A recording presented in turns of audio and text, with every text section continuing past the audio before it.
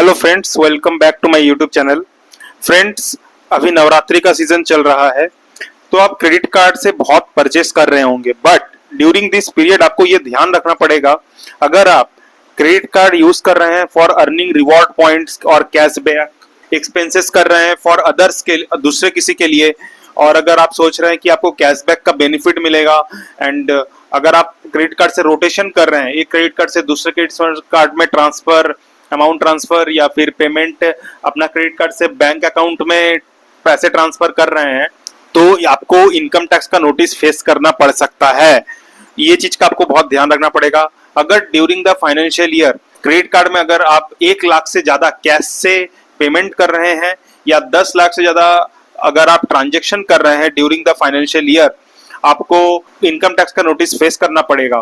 क्योंकि बैंक का ये पॉलिसी है कि हाई वैल्यू ट्रांजेक्शन्स को वो रिपोर्ट करते हैं गवर्नमेंट को, एंड वो आपका एआईएस में एनुअल इंफॉर्मेशन सिस्टम स्टेटमेंट जो है उसमें रिफ्लेक्ट होता है।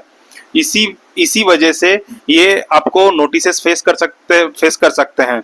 कौन से केसेस में आपके पास नोटिस आएंगे?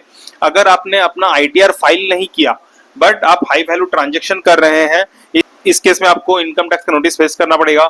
अगर आपने आईटीआर फाइल किया, जैसे कि सोचिए आपने आईटीआर फाइल का अपना 5 लाख का, लेकिन आप ट्रांजेक्शन कर रहे हैं क्रेडिट कार्ड से 15-20 लाख का, इन दैट केस आपको इनकम टैक्स का नोटिस फेस करना पड़ेगा। क्योंकि गवर्नमेंट को ये शक है कि अगर आप टैक्स का इवेजन तो नहीं कर रहे हैं, नहीं तो आपके पास इतना सोर्स ऑफ इनकम क्या है इतना पेमेंट करने का। तो एंड अगर आप सोचिए दूसरे से लेके भी दूसरे आपको कोई रिलेटिव या फिर फ्रेंड आपको पैसा दे रहा है एंड आप क्रेडिट कार्ड का पेमेंट कर रहे हैं, इन दैट केस आपको अच्छे से पूरा रिकॉर्ड मेंटेन रखना पड़ेगा।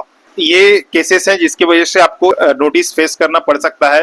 तो हमारा टिप्स क्या है, आपको क्रेडिट कार्ड के साथ ऐसे नहीं करना चाहिए। आप मतलब कोई भी रिवॉर्ड पॉइंट के लिए या फिर कैशबैक के लिए अगर आप क्रेडिट कार्ड यूज किए जा रहे हैं, या फिर दूसरा किसी का बिल पेमेंट करने के लिए, या फिर दूसरा किसी को परचेस करा के खुद पेमेंट कर रहे हैं क्रेडिट कार्ड के, ये आपको कमती करना पड़ेगा।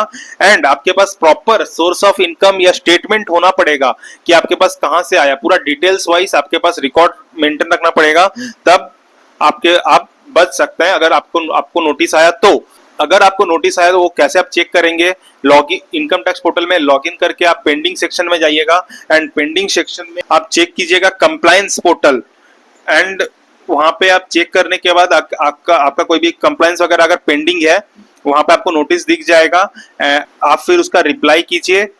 अगर आप रिप्लाई टाइमली नहीं करते हैं, जो आपने एक्सपेंसेस किया है या फिर पैसे रिसीव किए हैं, ओके, वो आपका अनडिस्क्लोज्ड इनकम बोल के आपका इनकम में ऐड कर दिया जाएगा, एंड इसकी वजह से आपको huge penalty, interest and tax पे करना पड़ सकता है। ये था एक छोटा अपडेट वीडियो आप लोगों के लिए। Thank you friends.